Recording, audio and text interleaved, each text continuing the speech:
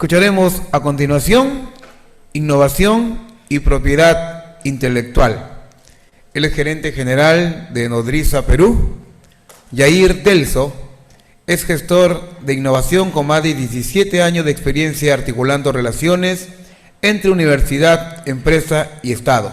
Actualmente es gerente general de Nodriza Perú y ha liderado proyectos en Prociencia con CITEC, ProInnovate y Red IDIT.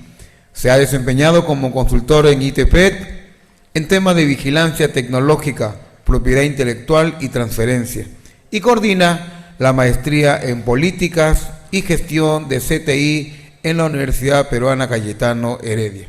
Ha monitoreado más de 125 proyectos de innovación.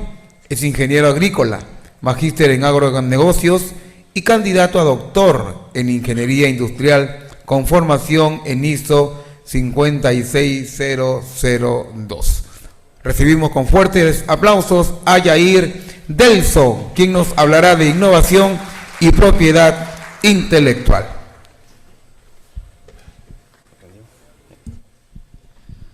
Bien, bueno, ya buenas tardes con todos. Voy a tratar de ser lo más breve posible en compensación del tiempo del día de ayer. Esto lo pasamos rápido. Voy a explicar un poquito más esto y cómo todo lo que hemos venido escuchando, indicadores o procesos, resultados, tangibles, intangibles, spin-off, etcétera, tiene que ver con esto que al final nos miden como país, ¿ok? Y es lo que nosotros desde la Red CATI, desde cada uno de los institutos, de las universidades, estamos aportando. Quizá no lo sabíamos, pero estamos aportando a este ranking de país. Y por eso es importante la formalización de todas las actividades que hagamos con indicadores, ¿ok?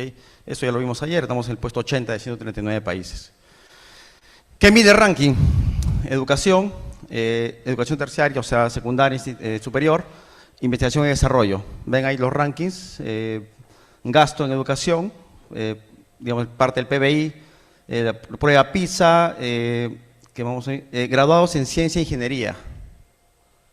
Universidades, generamos capital humano y ese capital humano se mide. Los que se gradúan entran como un aporte al ranking de innovación del país. Movilidad interna, investigación y desarrollo. ¿Cuántos investigadores tenemos por parte? Ahí ven NA, alguien en Perú se olvidó de mandar el dato. No sé si es con CITEC o otra entidad que habría que ver el ranking, ahí aparece la entidad encargada. Pero eso nos juega en contra, no nos registran. ¿Okay? Gasto en investigación y desarrollo, hay un ranking ahí 0.2. La inversión en investigación y desarrollo de empresas, ¿okay? Del corporativo. El ranking QS, ¿cómo están las universidades dentro del ranking? Eso también se mide para este índice global de innovación.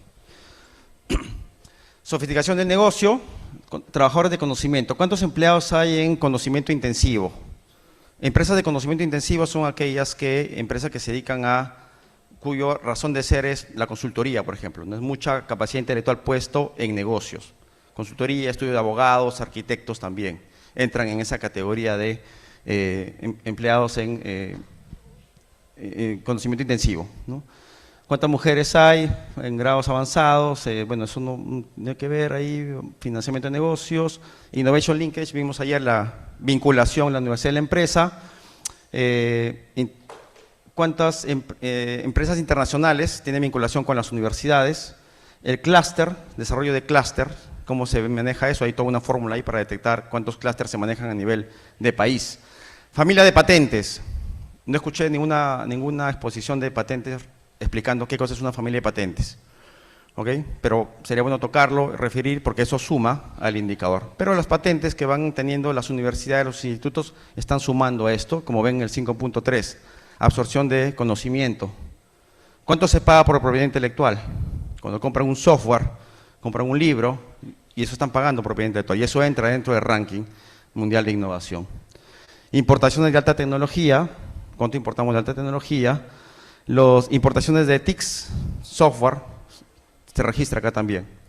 Ok, bueno, ese es el gasto nacional per cápita. Talento de investigación en negocios, o sea, ¿cuántos investigadores registrados, en este caso con RENACYT, trabajan en empresas?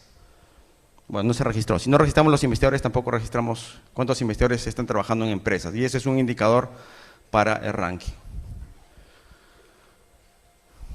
Salidas, que hablamos de indicadores, estos claramente indicadores, patentes por peruanos, Patents by Origin, que es el punto 1, PCTs, Cintia nos explicó que es una PCT, entra en el ranking nacional o el ranking internacional de innovación. Modelo de utilidad por origen, o sea, cuántos modelos de utilidad generamos en Perú por peruanos, empresas peruanas o inventores peruanos. Artículos científicos, entra también, cuántos artículos científicos tiene el Perú, ¿okay? El H-Index de documentos citables también entra ese indicador dentro del Índice Mundial de Innovación. Entonces, son elementos que hay que ir viendo, las universidades lo hacen, pero quizás no sabían que esa formalización, visualización, permite que el país se posicione mejor dentro del Índice Mundial de Innovación. ¿Okay? Impacto del conocimiento, ahí ven evaluación de unicornios, cuánto se gasta en software, manufactura de alta tecnología, etcétera, ¿no? Y al final ven el 6.3, receipts, Intellectual Property Receipts, que es cuánto se genera de ganancias por venta de software peruano o propiedad intelectual en general. ¿Okay? Complejidad de la producción y explotación, no voy a entrar en detalle. Y al final la ISO 9001. O sea, cuántas empresas tienen registro de ISO 9001, que es el ISO de calidad. También entra dentro del Índice Mundial de Innovación. ¿Por qué? Porque hay teoría y evidencia que aquellas empresas o instituciones que tienen un sistema de calidad acreditado están con un paso más cerca de hacer innovación o mejoras. Lo dice la teoría, hay experiencia de eso, pero el índice lo toma en cuenta. ¿Okay? Intangibles, marcas, la valoración de marcas globales, cuántas marcas peruanas están posicionadas en el mercado global, diseños industriales, todo lo que es industrias creativas, películas, cuántas películas exportamos, etcétera, ¿no? Dominios, top level dominios, o sea, dominio de internet, cuántos se registran dominios de peruanos fuera de Perú. Son algunos indicadores, ¿okay? Son algunos, y algunos los hemos visto acá, entonces es importante siempre montarlos. La exposición es sobre propiedad intelectual en la innovación.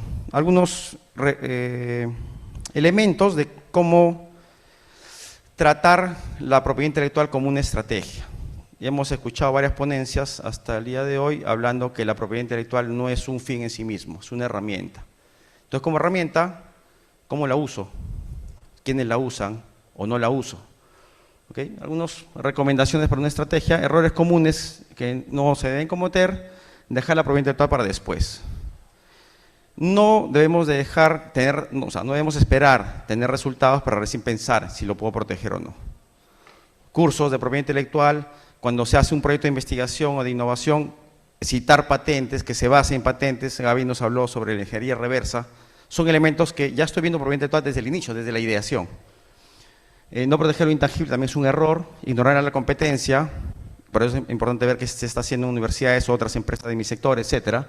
Olvidar mantener, Ana Belén nos hablaba del mantenimiento de las patentes, si te olvidas pagar una anualidad, la patente puede caer o en abandono o ser liberada, ¿no? Firmar contratos ambiguos, ¿no? Vimos ejemplos de contratos, ¿cómo estarán las cláusulas de propiedad intelectual en esos contratos? ¿Es clara, no clara? Porque cuando hay problemas o litigios, eso es lo que va a mandar a favor o en contra de quienes firmaron. Debemos tener en cuenta, sí, pensar en global para anticipar riesgos. Ahí, bueno, hay una duplicidad, pensar global. Vincular la propiedad intelectual con el modelo de negocio. Muchas empresas de propiedad intelectual o gestión de innovación dicen, yo te genero la propiedad intelectual y mi objetivo es alinear la propiedad intelectual a tu estrategia de negocio.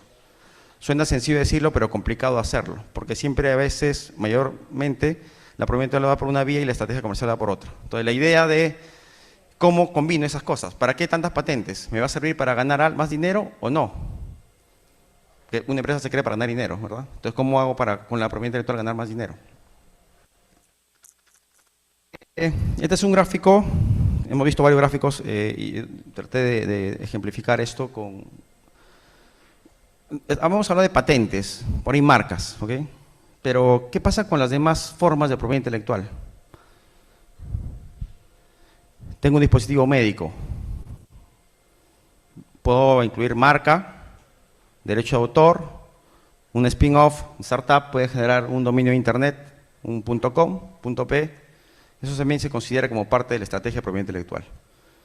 Entonces, lo que hay que hacer es, la patente quizás sea la más usada, la más potente, la que tiene tecnología, sirve para varias cosas, como hemos visto a lo largo de estas exposiciones, pero, ¿qué pasa si combino una patente con un secreto empresarial? Y varias marcas, marca mixta, marca sonora, como vimos el ejemplo.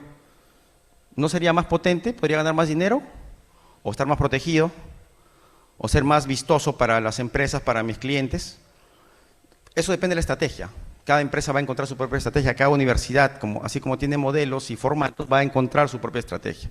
Pero hay que pensar en esto, preguntarnos si eso es posible usar, o qué valor me va a traer si es que tengo un derecho de autor como manuales, si tengo un certificado de obtentor, mundo vegetales, y además una patente para el proceso de cosecha, post cosecha, etc. Hay ejemplos de estos varios, no es el objetivo de esto, pero lo que quiero que se lleven con esta lámina es que cuando pensemos de propiedad intelectual, no solo pensemos en patentes. Hay todo un mundo de desarrollos conjuntos que podemos aprovechar. Y la combinación de ambos podría generar, quizás tener mejor éxito comercial en el mediano y largo plazo. Innovación abierta. Cuando hablamos de innovación, una forma que se usa mucho en los últimos años en Latinoamérica sobre todo, y en Perú más aún, los challenges, retos, hackatones. Y claro, yo veía varios retos de universidades, de empresas que iban aliados con universidades, tenían hackathon, reto de innovación, etcétera, pero cuando uno revisa las bases, o el llamado a los solucionadores de estos retos o problemas, no había nada de propiedad intelectual. Y todos nosotros postulábamos, o los investigadores postulan, dando ideas, y no hay ningún contrato de que esa idea solamente se use para el concurso. Porque si un investigador o alguien medianamente versado en la materia, como dice la norma de propiedad intelectual, recibe esa idea, puede desarrollar la posible solución con esa idea. Pero ¿quién protege la idea? ¿Quién me protegió a mí como investigador sobre esa idea? Entonces, y con la idea va a ir avanzando, va a recibir un fondo y al final firma el contrato en que dice que todo ese desarrollo le pertenece a la empresa que está pagando por esa idea, o un desarrollo mediano quizás. Acá, digamos, hay algunos elementos, evidencias respecto a cómo usar la propiedad intelectual en un proceso de innovación abierta, ¿no? Proceso creativo, tenemos un montón de ideas, van pasando filtros, digamos, de ideación, el co-desarrollo, la fase comercial. Hay hackatones y retos, que es lo que estamos acostumbrados a ver, pero las hackatones no solo eso no solo es innovación abierta. Hay que llegar hasta la fase comercial para que sea innovación. Pero a veces nos quedamos solamente en la ideación, ¿no? Bueno, hay veces un co-desarrollo y cómo el riesgo de no tomar propiedad intelectual o no ver la propiedad intelectual en ese proceso es lo que vemos en la parte inicial, ¿no? Porque es una idea, las ideas no se protegen, pero si voy a ir desarrollando ya tengo un mayor valor y puedo protegerlo, ¿no? Y un riesgo controlado al final, porque ya tiene otro valor, ya hay un intangible, hay un desarrollo, ya hay algo que pueda quizá ver, ¿no? Algunas evidencias de cómo funciona esto, ahí he tomado algunas referencias de la WIPO, el MIT, el MIT, la Escuela Europea de Propiedad Intelectual, etcétera, ¿no? Y algunas soluciones que deben de tomar en cuenta, al menos como referencia. Registrar un documento de invención notariado antes de participar, pues si es un secreto o algo novedoso. Buscar retos con cláusula de licencia no exclusiva, ver qué pasa al final si gano con ese reto. ¿Qué pasa con el desarrollo? Me dan el dinero, me dan, no sé, 10.000 soles de premio, pero toda la idea es dueño de la empresa. Y el desarrollo después. Hay que ver siempre esos temas que no se leen a veces en el reto, ¿no? En el caso del co-desarrollo, usar acuerdos de propiedad compartida como royalties. Esto puede limitar el acceso a información crítica, como data rooms. O sea, hay datos que yo tengo un desarrollo, pero toda esta data, esta parte de desarrollo está protegido. Lo demás lo puedes utilizar y hay que ver qué es lo más novedoso de eso, ¿no? El patentamiento por fases, provisional, PCT, se puede utilizar en esta fase comercial, o el incluir cláusulas de mejora. ¿Qué pasa si con la idea se mejora o se generan otras patentes? ¿De quién es dueño eso? Esto es un poquito ya cuando vemos emprendimiento, incubación. Es un resumen bastante general. Los que están en el ámbito de emprendimiento me van a disculpar por el tan resumido que he puesto todas las fases de preincubación, incubación y posincubación. Pero es posible incluir propiedad intelectual desde el proceso de ideación o de ideas. ¿Cómo? Literatura patente y no patente. Citar, como decía uno de los expositores, John Takio, empezar a citar patentes dentro de los desarrollos o ideas. Los artículos o las patentes mismas también. ¿Por qué? Porque me va a dar ya sé que tengo una patente para ese desarrollo. Entonces ya desde un principio estoy pensando que eso va a terminar en otra patente, en otra protección. O la combinación con marcas, secretos empresariales u otras cosas, ¿no? Bueno, eso ya lo vimos en los retos. Estudio de salud de vigilancia tecnológica. Y ahí entra una herramienta de vigilancia tecnológica que consiste en buscar de manera exhaustiva patentes que me puedan servir para mi desarrollo. O si yo tengo una idea y veo una patente, y mi idea quizá está muy obsoleta y veo una tecnología que puedo yo copiar, adaptar y mejorarla, como mencionó también Gaby, ¿no?, en su posición. Este tema de IP Due Diligence, que es digamos, realmente hacer un screening de qué cosas se tiene hasta ese momento en el desarrollo. Una empresa que ya va a conformarse, un spin-off, una startup, ver qué cosa tiene de intangibles para poder proteger marcas, secretos empresariales, etcétera. ¿Okay? Y finalmente ya viene cuando ya tenemos ya la venta, la post-incubación, la empresa está creada, está vendiendo, y ya es más fácil ver la propiedad intelectual, pero hay que trabajar desde el inicio, desde la ideación, y acompañarlo. Y quizá es algo que he visto en las exposiciones de las universidades y los casos de éxito y los procesos es cómo acompañamos desde las oficinas de transferencia tecnológica y propiedad intelectual a este proceso. ¿Qué cosa le damos? No quiero darle todo al inicio porque abrumo al emprendedor, no tiene ni siquiera la idea conformada. Pero le digo, puedes patentar, no, hay que ir acompañándolos de a poco y ese acompañamiento tiene mejor éxito al final, porque la propiedad intelectual se vuelve más robusta con una estrategia, como vimos anteriormente, con el uso de todas las herramientas. Bueno, acá hay unos elementos de acompañamiento, cosas de la parte de incubación. Hablamos mucho, pero escuché varias exposiciones sobre empaquetamiento tecnológico o paquete tecnológico, ¿no? Hice una especie de resumen con alguna literatura, bueno, no hay mucha literatura realmente sobre paquete, pero en Perú hay una guía que particularmente, en mi opinión, no me gusta mucho porque es muy básica, ¿ok? Y pierde de vista algunos otros elementos. Claramente, donde estamos, propiedad intelectual, documentación regulatoria y propiedad intelectual. Claramente es un elemento importante para el paquete. No solamente patente. Puede ser también marcas, puede ser también derecho de autor, manuales, guías, secreto empresarial, etcétera. Entra dentro de esa parte que ven en la parte derecha. Y algunos ejemplos ahí. ¿Okay? Es la parte fundamental y sobre eso puedo ir construyendo. ¿Qué más?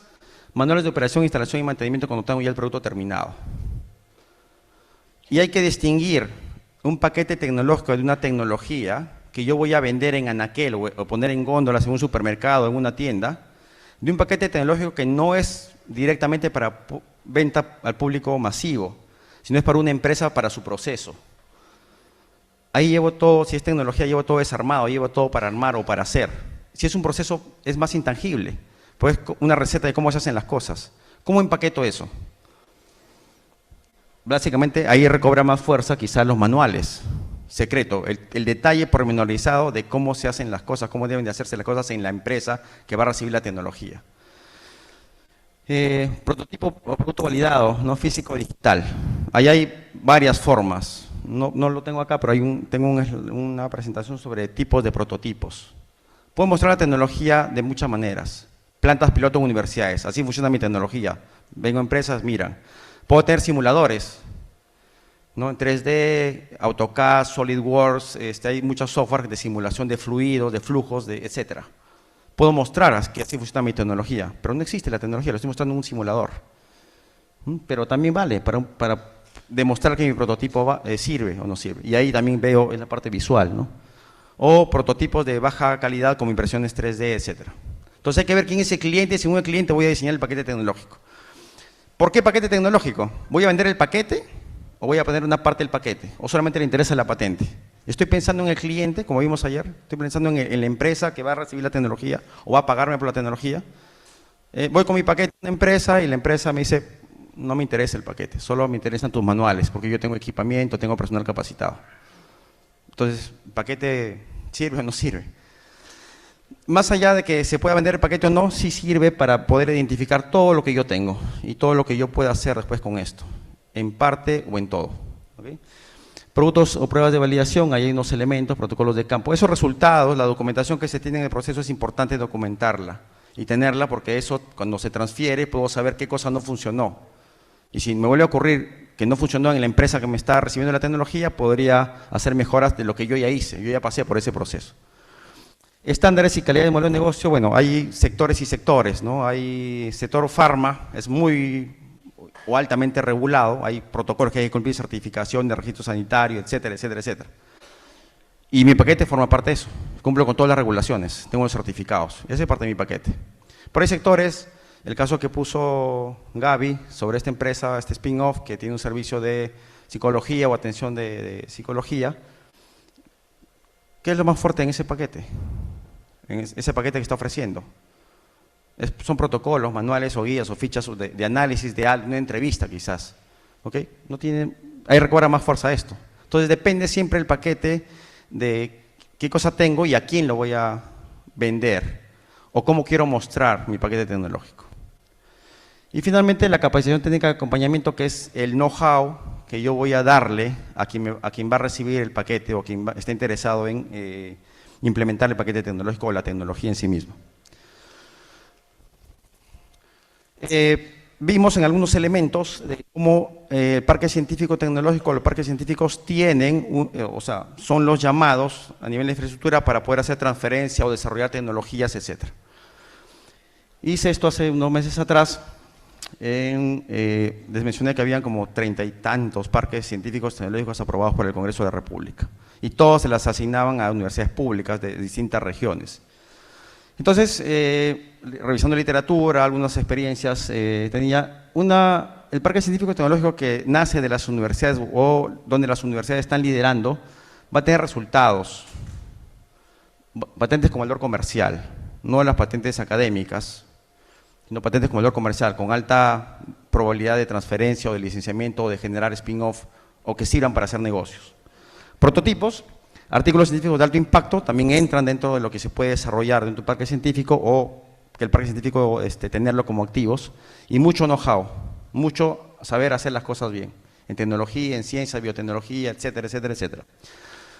El problema con los parques científicos es cómo va a ser la gobernanza de estos parques científicos. Es decir, si una universidad no puede licenciar una tecnología o no puede generar patentes que puedan ser rápidamente licenciables o generar empresas con ello, o generar dinero con ello, ¿cómo pensamos que esa va a tener la capacidad de gestionar un parque científico pensado, diseñado y construido para hacer tecnología y transferir tecnología con empresas, donde van a estar las empresas alojadas en el parque?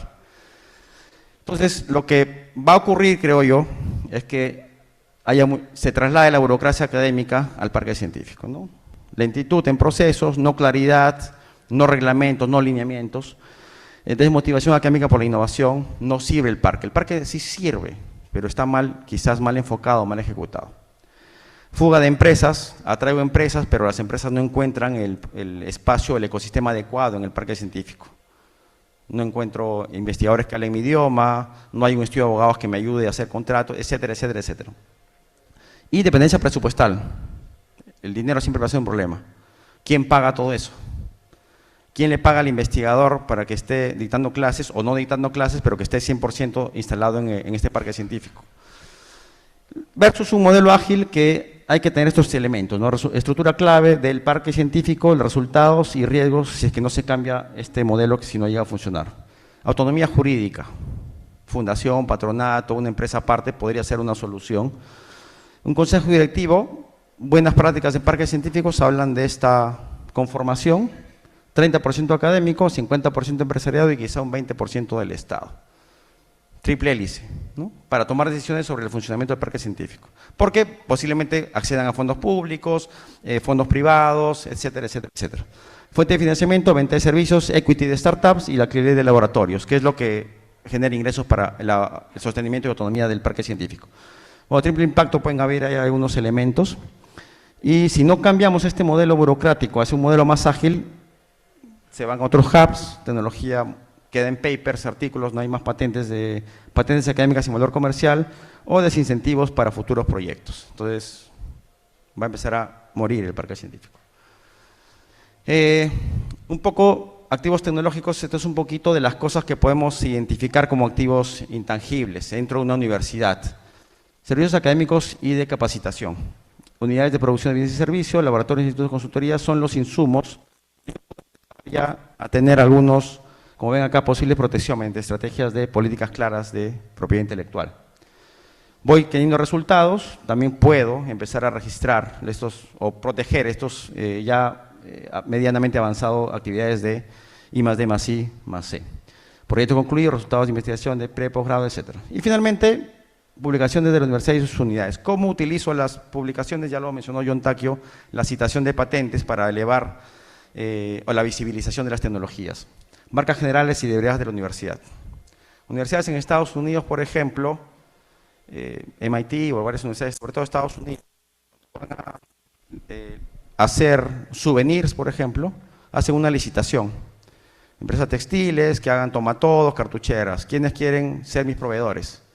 El que gana firma un acuerdo de licencia exclusiva, porque esa empresa, y solamente esa empresa va a poder fabricar poleras con el nombre de la universidad. Y por cada unidad que va a vender va a pagar un porcentaje a la universidad, porque solamente esa unidad va a poder usar mi marca. Entonces tiene un mercado cautivo, además, por 100% del mercado, nadie más va a poder producir, pero me va a pagar por ese derecho un royalty a la universidad. ¿Okay? Toma todo. Entonces, pero acá no estamos todavía con esa cultura. Acá una facultad imprime sus 100 polos, los estudiantes imprimen sus polos, ponen el logo y nadie sabe cómo se usa. Parte de cultura, pero en otros países se maneja de esa forma y es una forma de cómo con la misma marca protegida puedo ganar dinero, ¿no? La universidad, y además el prestigio de la marca sube porque no cualquiera tiene esa polera, no cualquiera tiene el souvenir. ¿Okay? Marcas registradas, productos mínimos viables, know-how técnico y científico, todo eso ya hemos visto al cansancio, todas estas sesiones, cómo se pueden proteger. ¿Okay? Hay varias formas ahí, registrada y no registrada, ¿no? De manera informal. Con esto cierro, ya para irnos a almorzar. La ISO 56000 parte de las familias, vimos ayer el tema de vinculación. Lo que estaba marcado con color rojo es gestión de innovación, herramientas y métodos para la gestión de propiedad intelectual. Una de las familias de la ISO tiene una guía para propiedad intelectual, que no es más todas las cosas que hemos visto ahora. Lo único que hace es tratar de ordenarla para tener una visión más clara, un tratamiento más claro y no estar un poco a la deriva en cuestiones de gestión de propiedad intelectual.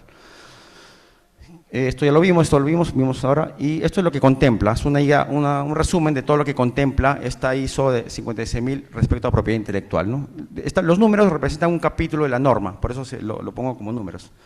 Y en esta norma sí se habla de una estrategia de propiedad intelectual, que incluye un escenario de propiedad intelectual, promover un hoja de ruta para la innovación, capturar y proteger los resultados de innovación, incrementar la ventaja competitiva a través de un portafolio de propiedad intelectual como marcas, patentes, etcétera. Generación de valor de la propiedad intelectual a través de su comercialización o su uso, y eso nos permite reducir las responsabilidades de incertidumbre. Y lo que está por fuera son cada uno de los capítulos que describe qué es lo que debe tener una institución que quiere manejar innovación, incluyendo la propiedad intelectual como un elemento importante para su desarrollo. Esto lo voy a pasar rápido, ya lo hemos mencionado. La propiedad intelectual no es un fin en sí mismo, es una herramienta. Hay que alinearlo a los objetivos institucionales, líneas de investigación en caso de universidades, qué es lo que quiere la universidad, generar spin-off, patentes, reconocimiento, startups, etc. Claro, no vale acumular patentes sin un plan de transferencia. Ahora, patentar por prestigio está bien, vimos los rankings, es lo que nos pide, número de patentes. Después ya veré qué hago con la patente, la transfiero, la abandono, etc.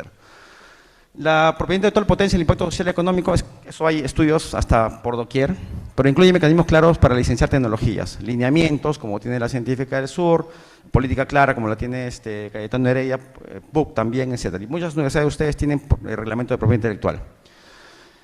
La universidad no solo debe generar conocimiento, sino también gestionar sus activos intangibles de manera consciente y sistemática, porque hay unas herramientas para hacerlo. Entonces, ¿sabemos cuáles son todos los activos intangibles que tiene la universidad? Aparte de las patentes. Marcas. ¿Cuántas publicaciones tenemos? De impacto Q1, Q2, Q3. Pero periódico, no cada vez que viene SUNEDO nos pide un informe. Y esos son parte de manejar el activo intangible. ¿Y cómo combina un artículo científico con una patente y una marca? O una startup, un spin-off. Patentar no es suficiente, hay que tener una política, una estrategia de propiedad intelectual que incluya todos estos elementos. ¿Okay? Porque esta política puede ser cambiada. Uno plantea una política en papel y cuando voy al caso práctico puedo ir cambiándola y tiene que ser un elemento vivo hasta encontrar mi propio modelo que me funcione y me sirva. Tema cultura de investigación, de innovación, de propiedad intelectual, de transferencia. ¿Okay? Docentes, todos deberían saber su derecho de propiedad intelectual en una universidad. lo que estoy haciendo en mi tesis, ¿a quién le pertenece? Y si quiero generar una empresa, ¿lo puedo hacer? Política o cultura de propiedad intelectual dentro de la universidad. Para eso hay que hacer formaciones, hemos visto sílabos que incluyen propiedad intelectual, también podríamos incluir emprendimiento y tratar de monetizar estas actividades en el mediano y largo plazo. Finalmente, dentro de un ecosistema de innovación universitario, la propiedad intelectual es un elemento importante, como herramienta, nuevamente. Y hay que incluir, bueno, he puesto el ISO 56056 como guía. Pueden seguir la guía sin certificarse, no es para certificarse, es para tener un marco de cómo puedo hacer uso más eficiente de mis recursos, mis procesos y protocolos. Ok, y con eso termino. Muchísimas gracias.